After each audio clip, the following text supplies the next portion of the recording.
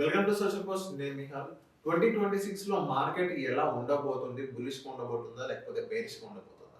దీని గురించి మాట్లాడడానికి certified wealth manager Revanth Sharma గారు ఉన్నారు. సార్తో మనం మాట్లాడదాం. Hello sir, welcome to social post. Thank you అండి. సార్, ఇప్పుడు మనం 2026 లో మనం చూసుకున్నట్లయితే మార్కెట్ అనేది ఎలా ఉండబోతుంది అని బుల్లిష్ ఉండబోతుందా లేకపోతే బేరిష్ ఉండబోతుందా? సో బేసిక్గా 2026లో మార్కెట్ క్రాష్ వస్తుందని చెప్పేసి చాలామంది ఒక చార్ట్ చూపిస్తున్నారు. ఇన్ఫ్లుయెన్సర్లు అవ్వచ్చు, యూ నేమ్ ఎనీవన్. సో బేసిక్గా 2000 ఒక బ్యానర్ చార్ట్ అని చెప్పి 150 year old చార్ట్ అని చెప్పేసి మన వాళ్ళు స్క్రీన్ ముందు కూడా డిస్ప్లే చేస్తారు. సో బేసిక్గా 2026లో ఒక చిన్నపాటి కరెక్షన్ కనిపిస్తుంది ఆ చార్ట్ ప్రకారం అని చెప్పేసి మాట్లాడుతున్నాం. ఎందుకు 2026లో అక్కడ కరెక్షన్ కనపడుతుంది అంటే గతంలో ఆ చార్ట్ ప్రకారం నిజంగా కరెక్షన్స్ వచ్చాయి మార్కెట్లో. సో ఈ చార్ట్ ఏం ఇండికేట్ చేస్తుంది అంటే 2019లో కరెక్షన్ వస్తుందని ఇండికేట్ చేసింది. 20 డీపర్ కరెక్షన్ జరిగింది. 2016లో కరెక్షన్ వస్తుందని ఇండికేట్ చేసింది. 2018లో కరెక్షన్ 17-18 సిరీస్ కరెక్షన్ జరిగింది. 2007లో కరెక్షన్ వస్తుందని ఉంది. 2008లో కరెక్షన్ జరిగింది. 1999లో కరెక్షన్ జరిగింది. తర్వాత 1989. సో బేసిక్ ఇక్కడ ఏవైతే మెన్షన్ చేస్తున్నాయో అవన్నీ దాదాపుగా జరిగాయి. సో దాని బేసిస్ మీద 2026లో కరెక్షన్ వస్తుందని మాట్లాడుతున్నారు అందరూ. దాని గురించి ఇప్పుడు మనం అనలైజ్ చేయాలి. సో బేసిక్ ఇక్కడ ఒక చిన్న లాజిక్ మనం అబ్జర్వ్ చేద్దాం. 2019లో కరెక్షన్ అంటే 2019లో రాలే, 20లో వచ్చింది. 2016 అంటే 16లో రాలే, 17-18లో వచ్చింది. 2007 అంటే 7లో రాలే, 2008లో వచ్చింది. సో బేసిక్గా here and there plus or minus ఒక ఇయర్ గ్యాప్తో అటు ఇటు జరుగుతుంది కానీ ప్లస్ ఆర్ మైనస్తో జరుగుతుంది. సో ఇక్కడ ఉన్నటువంటి ఫ్రేమ్స్ ఏవైతే ఉన్నాయో బేసిక్గా మార్కెట్ పెరుగుద్ది, కన్సల్టేట్ అవుద్ది, దాని ఆ విధంగానే కనపడుతుంది. ఒక్కసారి మన ఇండియన్ స్టాక్ మార్కెట్ దాన్ని ముడివేడి ఒకసారి చూద్దాం మనం. సో బేసిక్ 2026లో కరెక్షన్ జరుగుద్ది కదా అని చెప్పేసి టైమ్ టు సెల్ స్టాక్స్ అని అందరూ అనుకుంటారు. మళ్ళీ ఆ చార్ట్ కూడా ఇంకో విషయం ఏం చెప్తుంది అంటే టైమ్ టు గుడ్ అక్యుములేషన్ అని ఏంటో కూడా చెప్తుంది. 2023 రీసెంట్గా మంచి అక్యుములేషన్ పాయింట్ అని చూపించింది. సో బేసిక్గా మన కరెక్షన్ ఎప్పుడు 2019, మళ్ళీ అక్యుములేషన్ మంచిది ఎప్పుడు 2023. అప్పుడు బై చేస్తే మంచి ప్రాఫిట్స్ వస్తాయని చెప్పింది. సో 2019లో మనకి యాక్చువల్గా కరెక్షన్ జరగలే. ఓకే, 2020లో జరిగింది. ఎంత? 40% జరిగింది. సరే, నేను 2019లోనే అన్నీ అమ్మేసుకొని సెలెంట్ కూర్చున్నాను అనుకోండి.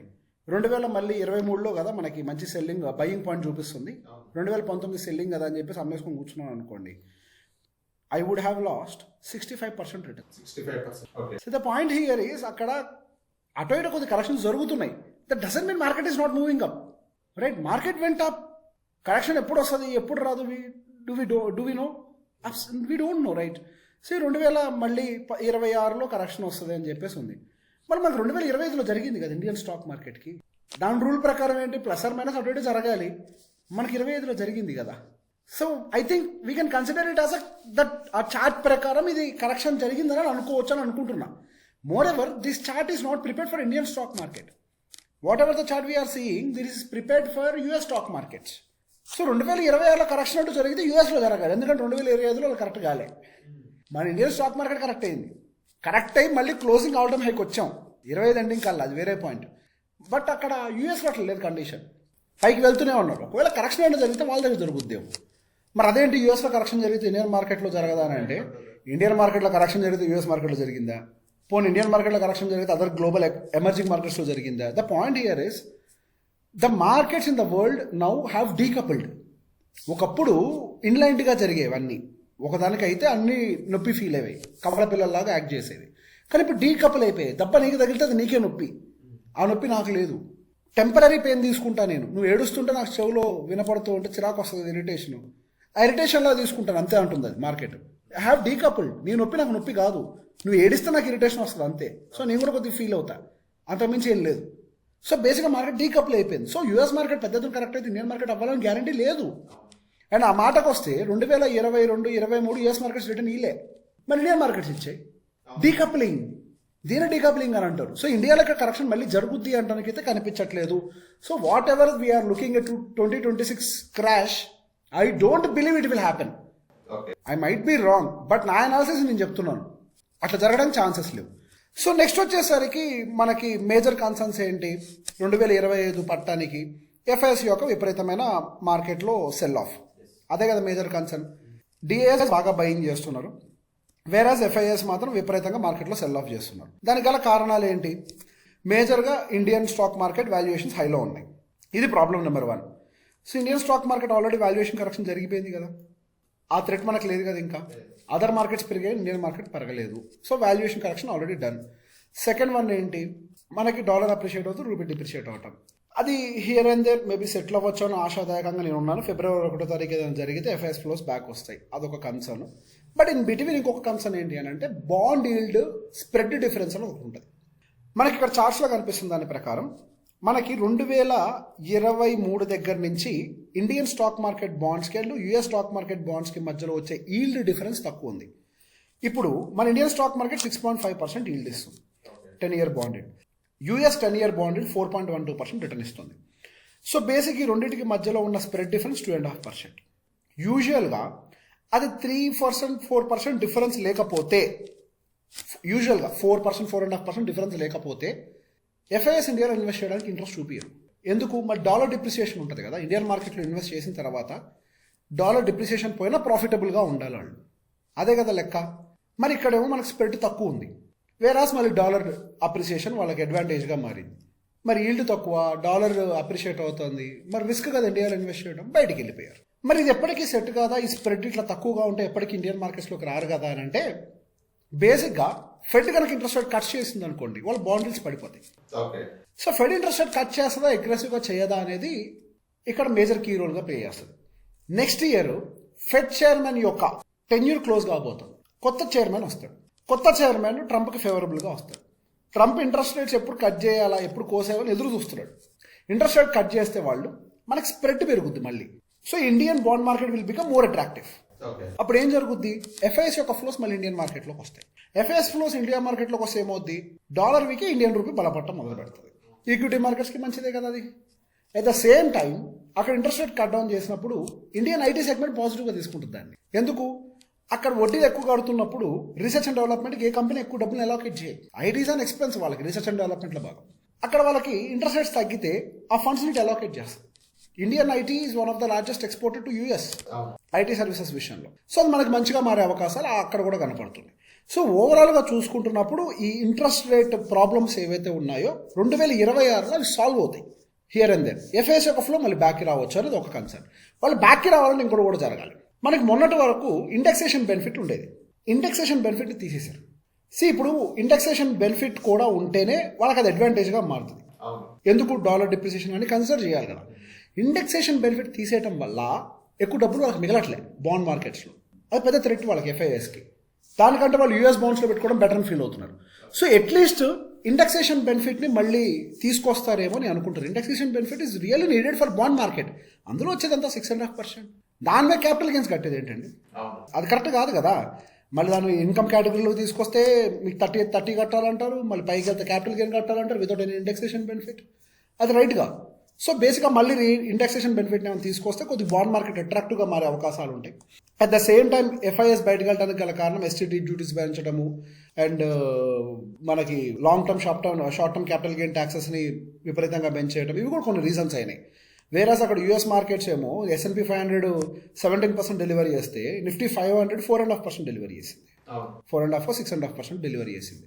సో అంత డిఫరెన్స్ కూడా ఉంది ఇక్కడ. ఇక్కడేమో మనకి అడ్వాంటేజెస్ తగ్గిపోతున్నాయి. ఇక్కడ ఎవరైనా రిటర్న్స్ ఎట్లా చూస్తారు, ట్యాక్స్ కట్టంగా ఎంత మిగులుతుందో చూస్తారు, అంతే కదా. మరి ఇక్కడ మీరు ట్యాక్స్లు పెంచుకుంటూ పోతుంటే ఇండియన్ మార్కెట్స్ ఎందుకు అట్రాక్టివ్గా కనపడతాయి? వేరేస్ అక్కడ వాళ్ళకి ఏఐ అని ఒక అడ్వాంటేజ్, ఒక బూమ్ ఉంది పెరిగేవన్నీ. మరి ఇండియన్ మార్కెట్స్ ఎట్లా అట్రాక్టివ్ అవుతాయి? సో బేసిక్గా దాంట్లో కూడా ఏమైనా కన్సర్న్స్ చూసి కొద్దిగా తగ్గిస్తారు అనేది మార్కెట్ ఎక్స్పెక్టేషన్ గట్టిగా ఉంది. 2026 budget will be one of the biggest and very good budget in the entire BJP history అవ్వచ్చు. ఐ స్ట్రాంగ్లీ బిలీవ్ బీజేపీ హిస్టరీలో బెస్ట్ బడ్జెట్ అవ్వచ్చు అని అనుకుంటున్నా ఫెబ్లో ఉండబోయేది. ఎందుకంటే వాళ్ళు అంత అగ్రెసివ్గా స్టెప్ తీసుకోకపోతే ఇండియన్ రూపీ ఇంకా పతనం అవుతుంది. It's not good for market. ఇప్పుడు అంటే మనకు పెద్ద ఇంపాక్ట్ కనపడలేదు, కానీ లాంగ్ టర్మ్లో కనపడుతుంది impact. So they have to step in, government step in చేయాలి. ఫ్లోస్ మళ్ళీ ఇండియాలోకి తీసుకొస్తేనే. ఇప్పుడు రూపీ ఎందుకు బలహీనపడుతుంది? ఫండ్స్ బయటికి వెళ్తున్నాయి కాబట్టి. ఎప్పుడు బలపడుతుంది? ఫండ్స్ లోపలికి వస్తే కదా. మళ్ళీ రావాలంటే దాని తగ్గ పనులు చేయాలి. గతంలో కూడా బీజేపీ ఒకసారి పని చేసింది, కార్పొరేట్ ట్యాక్స్ని పెంచింది ఒకరోజు. ఎఫ్ఐఎస్ ఆగలే, రిలెంట్లెస్ సెల్లింగ్ చేశారు. ఇక అసలు ఎక్కడ కొలాప్స్ అయిపోతాం మార్కెట్ అన్న రేంజ్లో సెల్లింగ్లు చేశారు. వెంటనే నిర్మలా సీతారామన్ గారు ఓవర్ నైట్ మీటింగ్ పెట్టేసి ట్యాక్సులు తగ్గించేశారు. నిర్మలా సీతారామన్ క్యాండిల్ అని ఒక మార్కెట్లో క్యాండిల్ ఉంటుంది, దానికి ఒక పేరు పెట్టి. అంటే ఒక సడన్ స్పైక్ వచ్చింది. ఒక్కసారి మళ్ళీ దాన్ని రివర్స్ చేసేసరికి ఆ పాలసీని. ఓకే. సో వాళ్ళు చేస్తారు అట్లా. They have the history of doing the jobs. So we're expecting one of the best budget 2021 కోట్లు రావచ్చు అని. That will boost the Indian economy అని. At the same time already Indian economy growth trajectory వైపు అడుగులు పెడుతోంది. ఎట్లా liquidity infusion in to the markets, 2 lakh crores bond buyback చేస్తుంది RBI, liquidity, interest rate cut, liquidity, GST cut, లిక్విడిటీని పెంచుతోంది. More liquidity వచ్చినప్పుడు ఏమవుతుంది, ఖర్చులు పెడతారు జనాలు.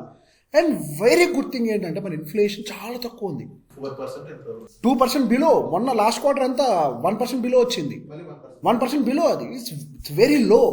అంత లోలో ఉన్నప్పుడు they can infuse money in to the market. అది అడ్వాంటేజ్.